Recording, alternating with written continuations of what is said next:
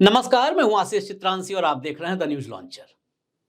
शाह ने जिसे मुख्यमंत्री बनाया वो शख्स वसुंधरा राजे के दरबार में माथा टेकने लगा। सवाल खड़े होने लगे कि क्या मोदी अमित शाह के साथ खेल कर रहे हैं, उनके साथ उनके सियासी भविष्य के साथ खिलवाड़ कर रहे हैं। 4-5 किरदार हैं इस वीडियो में। वसुंधरा राजे सिंधिया, राजस्थान के मुख्यमंत्री भजन लाल शर्मा, राजस्थान के प्रभारी डॉक्टर राधा मोहन दास अग्रवाल शाह के बड़े करीबी हैं। शाह ने उनको सीधे गोरखपुर से उठाया और राष्ट्रीय महासचिव बना दिया। चौथा किरदार खुद अमित शाह, पांचवा किरदार नरेंद्र मोदी और छठा किरदार संघ प्रमुख मोहन भागवत। इन 6 किरदारों के बीच राजस्थान की जो सियासी बिसात बिछी हुई है वो समझने के लिए 35 मिनट की मीटिंग को समझना होगा। वसुंधरा राजे के घर मुख्यमंत्री भजन लाल शर्मा पहुंचते हैं। वही भजन लाल शर्मा राजनाथ सिंह ने वसुंधरा राजे के हाथों पर्ची निकलवा करके जिनकी ताजपोशी का ऐलान करवाया था। पर्ची निकालने के बाद वसुंधरा राजे की भाव भंगिमा, उनका चेहरा तो आप सबको याद ही होगा। अब भजन लाल शर्मा हाशिए पर कर दी गई वसुंधरा के घर जाकर के 35 मिनट तक बैठते हैं। राजस्थान में सियासी चर्चाएं शुरू हो जाती हैं, कुछ कैबिनेट विस्तार को लेकर के, कुछ राजनीतिक नियुक्तियों को लेकर के। जो पहली चर्चा है, पहले उस पर हम बात करते हैं। पहली चर्चा है कि आने वाले दिनों में राजस्थान में कैबिनेट विस्तार होने की संभावना है और इस कैबिनेट विस्तार में वसुंधरा राजे के करीबियों को जगह देकर के वसुंधरा राजे के साथ एक सामंजस्य बिठाने की कोशिश है। अब करीबी में 2-3 नाम चर्चा में हैं, जैसे कालीचरण सर्राफ हैं, श्रीचंद कृपलानी हैं। लेकिन सवाल यह है कि जिस वसुंधरा राजे को सिरे से खारिज कर दिया गया था, हाशिए पर डाल दिया गया था, उस वसुंधरा राजे की आखिर क्यों जरूरत है, क्यों सामंजस्य बिठाना है? इसकी शुरुआत इस 35 मिनट की मीटिंग से नहीं हुई है। इसकी शुरुआत हुई जब वाइब्रेंट और शाइनिंग राइजिंग राजस्थान की बात होने लगी और राइजिंग राजस्थान नाम से कार्यक्रम हुआ। उसमें नरेंद्र मोदी के स्वागत के लिए एयरपोर्ट पर वसुंधरा राजे की मौजूदगी, मंच पर वसुंधरा नरेंद्र मोदी की तारीफ करती है, उनकी भावी योजनाओं की तारीफ करती है और नरेंद्र मोदी शायद पहली बार राजस्थान की तरक्की में वसुंधरा राजे के योगदान को लेकर के उनका नाम लेते हैं। भैरव सिंह शेखावत और वसुंधरा राजे, इन दोनों का नाम लेते हैं राजस्थान की तरक्की में। स्क्रिप्ट उससे भी पहले से लिखी जा रही है। दरअसल चर्चा है कि इस स्क्रिप्ट को लिखा गया है नागपुर में। अब नागपुर में क्या स्क्रिप्ट लिखी गई, उसके बाद दूसरी सियासी चर्चा जो राजस्थान में है वो बता दें आपको। दूसरी सियासी चर्चा है कैबिनेट विस्तार के साथ कि आने वाले दिनों में करीब 2 दर्जन राजनीतिक नियुक्तियां होनी हैं। उन 2 दर्जन राजनीतिक नियुक्तियों में वसुंधरा राजे के करीबियों को सेट कर दिया जाए।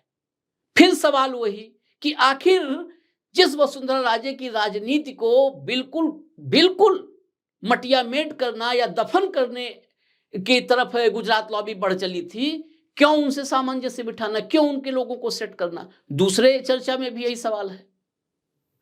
अब इन दोनों चर्चाओं को फिर स्क्रिप्ट के साथ अब जोड़िए।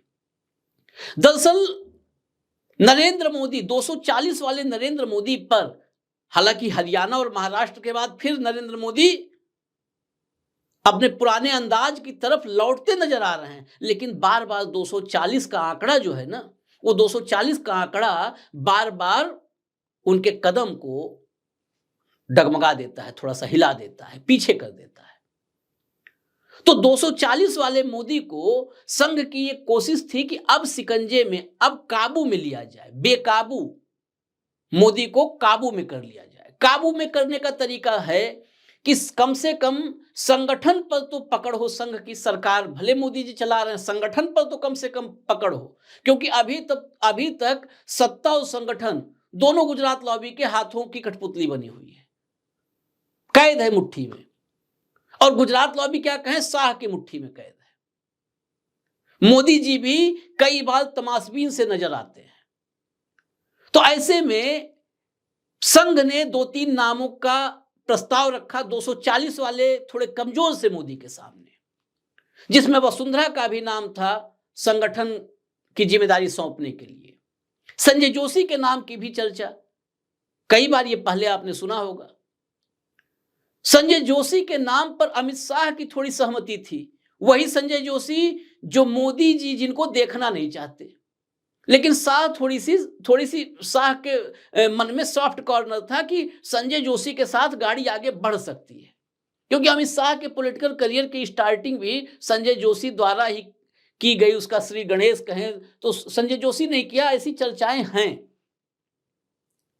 जो लोग भी गुजरात को उस दौर से कवर किए हैं, लेकिन मोदी संजय जोशी को कतई नहीं देखना चाहते थे कि संगठन उनके हाथ में रहे। वो वसुंधरा के नाम पर थोड़े से सहमत से नजर आए। अब आगे भी इसमें राधा मोहन दास अग्रवाल की भी एंट्री होगी, राजस्थान के प्रभारी हैं भाजपा के। तो जब मोदी की सहमति दिखी, उसके बाद ये आप मोदी और वो संघ के ही निर्देश पर, अगर इस पूरी स्क्रिप्ट को समझें आप, तो संघ के ही निर्देश पर मोदी और वसुंधरा के संबंधों में एक सुधार की प्रक्रिया शुरू हुई, वो दौर शुरू हुआ। आपको याद होगा, वो तस्वीर भी याद होगी, वसुंधरा राजे दिल्ली आती हैं, प्रधानमंत्री मोदी से मुलाकात करती हैं, उसके फोटोग्राफ्स बाहर आते हैं। ऐसा आपने पिछले 10 साल में नहीं देखा होगा, और पिछले 5 साल में तो बिल्कुल ही नहीं। और राजस्थान में पिछले विधानसभा चुनाव के ऐलान के पहले से, जब चुनावी माहौल बनने लगा था, उसके बाद से तो बिल्कुल दूरियां इतनी हो गई थी, बीच में इतनी गहरी खाई थी कि इधर से उधर छलांग लगाना मुश्किल था। पूरे चुनाव की प्रक्रिया से वसुंधरा राजे को बाहर कर दिया गया, उनके लोगों को टिकट नहीं दिया गया। ऐसे में ये संबंध सुधार की जो प्रक्रिया शुरू हुई, ये बहुत कुछ इशारा करती थी। अब ये कहा जा रहा है, चर्चाओं के, मैं जितने पॉइंट्स हैं वो सब चर्चाएं बताता हूं। कहा जा रहा है कि मोदी और वसुंधरा की जो चर्चा हुई, उसमें एक ऑफर दिया गया राज्यपाल का, लेकिन वसुंधरा ने राज्यपाल पद के ऑफर को ठुकरा दिया। वो एक्टिव पॉलिटिक्स में ही रहना चाहती हैं। तो फिर उनके कुछ लोगों को सेटल करने की बात हुई, और मोदी जी ने अमित शाह को कहा। शाह ने नड्डा के जरिए संदेश सीएम भजनलाल शर्मा तक पहुंचवाया, और सीएम भजनलाल शर्मा ने उसके बाद 35 मिनट की मुलाकात की।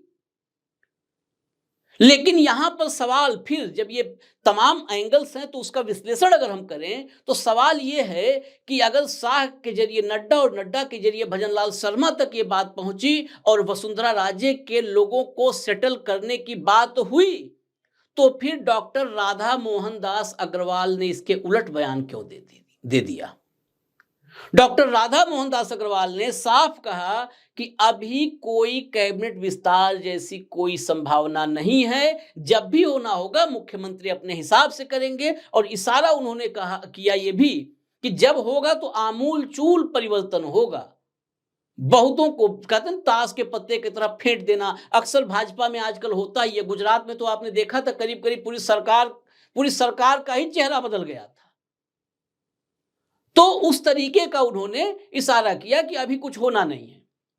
फिर जब नहीं होना है तो आखिर जहां से चले थे वहीं पहुंच गए कि भजनलाल क्यों मिलने गए। भजनलाल मिलने गए तो ये वाला जो है कि ये चेन, मोदी ने शाह को बोला, शाह ने नड्डा को बोला, नड्डा ने भजनलाल को बोला, और भजनलाल पहुंच गए। राधा मोहन दास अग्रवाल ने उसको काट दिया, कैबिनेट विस्तार और सेटलमेंट वाली बात को। अब फिर मैंने शुरू में कहा था कि राधा मोहन दास अग्रवाल अमित शाह की चॉइस है। चॉइस कैसे बने ये भी समझना होगा। डॉक्टर राधा मोहन दास अग्रवाल का कोई सांगठनिक, कोई आरएसएस का बड़ा मतलब मजबूत जो कहते हैं वो बैकग्राउंड, या कोई मजबूत पॉलिटिकल बैकग्राउंड कि बड़ा संघर्ष करके जेपी आंदोलन या समाजवादी आंदोलन से निकले हुए नेता की कोई पृष्ठभूमि नहीं है। वो गोरखपुर सदन से विधायक चुन के आते रहे। योगी आदित्यनाथ के खिलाफ पिछले 1 दशक से गोरखपुर में रह करके, गोरखपुर सदर के विधायक रह के, जबकि पहली बार विधायक बने थे तो महंत अवैधनाथ थे, जीवित थे, तो उन्हीं की कृपा से, उन्हीं के आशीर्वाद से। लेकिन योगी आदित्यनाथ के खिलाफ अगर उत्तर प्रदेश में सबसे मुखर मोर्चा किसी ने खोला तो डॉक्टर राधा मोहन दास अग्रवाल ने खोला। सियासी विश्लेषणों को तमाम लोग अपने पक्ष से खारिज करते रहते हैं, लेकिन बहुत महत्वपूर्ण है इस डोर को समझना, इस लिंक को समझना। मुख्यमंत्री रहते बड़े गंभीर आरोप लगाया राधा मोहन दास अग्रवाल ने, और योगी आदित्यनाथ और शाह के बीच का जो थोड़ा खट्टा थोड़ा मीठा रिश्ता है, मजबूरी वाला रिश्ता, मजबूरी में प्रणाम करना, हाथ मिलाना, उस रिश्ते के पीछे की कड़वाहट को करीब करीब सभी लोग जानते हैं। मोदी के बाद कौन, इस क्वेश्चन मार्क पर बिंदी नीचे वाली कौन रहेगा और ऊपर वाला गोलाकार शेप किसका रहेगा, ये अभी भी तलाश जारी है कि ऊपर कौन नीचे कौन, क्वेश्चन मार्क वैसे ही का वैसे बना हुआ है। कभी शाह दिखते हैं अपर हैंड पर, तो कभी पलटवार में योगी आदित्यनाथ भारी पड़ते नजर आने लगते हैं। योगी आदित्यनाथ को हटाने की जितनी कवायद हुई या कमजोर करने की, योगी आदित्यनाथ अपने कुर्सी को लेकर के जो उनकी जिजीविसा है, उसकी वजह से बार बार शाह के साथ बराबर की टक्कर देते हुए नजर आए। तो ऐसे में जब विधानसभा चुनाव 22 के विधानसभा चुनाव में गोरखपुर की सदर की सीट योगी आदित्यनाथ ने लेकर के वहां से चुनाव लड़ करके अपने सबसे मुखर विरोधी को, राधा मोहन दास अग्रवाल को निपटा दिया, तो शाह को राधा मोहन दास अग्रवाल के रूप में एक बड़ा काबिल व्यक्ति नजर आया, काबिल सांगठनिक व्यक्ति नजर आया। वो राधा मोहन दास अग्रवाल की उस सीट से हटाए जाने के बाद उनकी सियासत करीब करीब खत्म हो चुकी थी, वो फिर कहीं और नहीं जा सकते थे।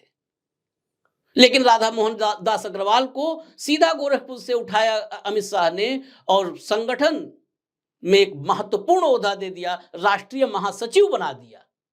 वो करीब करीब मतलब संगठन और सत्ता को अगर उसके बैलेंस को समझें तो मुख्यमंत्री के करीब करीब समानांतर संगठन में खड़ा कर दिया राष्ट्रीय महासचिव बना के।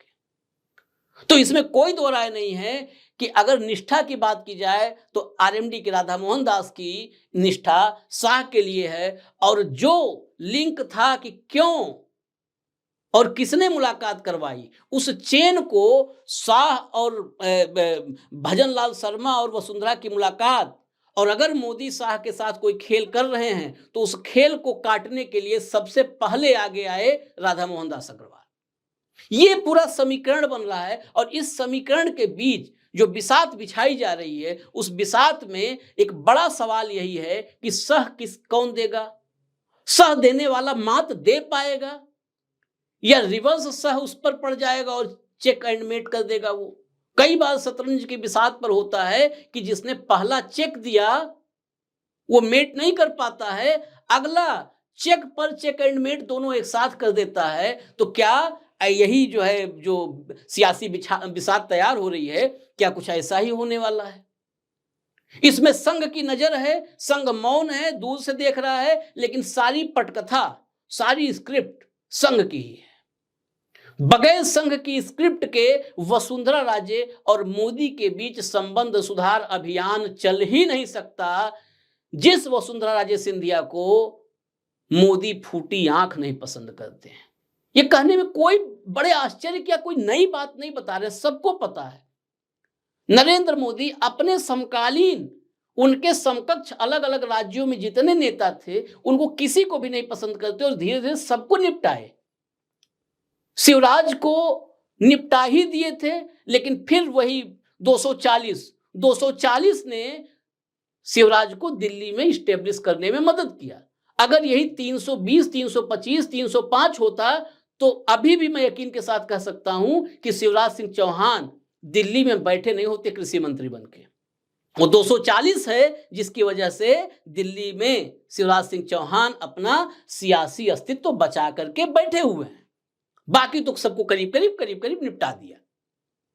तो वसुंधरा राजे जो निपटाई थी विधानसभा चुनाव के बाद, उनको दोबारा से फ्रेम में लाना, जो फोटो फ्रेम से जो कट गया था, दोबारा फोटो एडिट करके जोड़ करके साथ में बड़ा फोटो फ्रेम बनाना, ये कवायद कई संदेह पैदा करती है। आपकी क्या राय है? आप अगर कुछ इस बारे में अंदरूनी आपके भी पास जानकारी हो तो आप भी टिप्पणी करें, कमेंट बॉक्स में बताएं। मुझे इजाजत दीजिए, न्यूज लॉन्चर देखते रहिए। नमस्कार।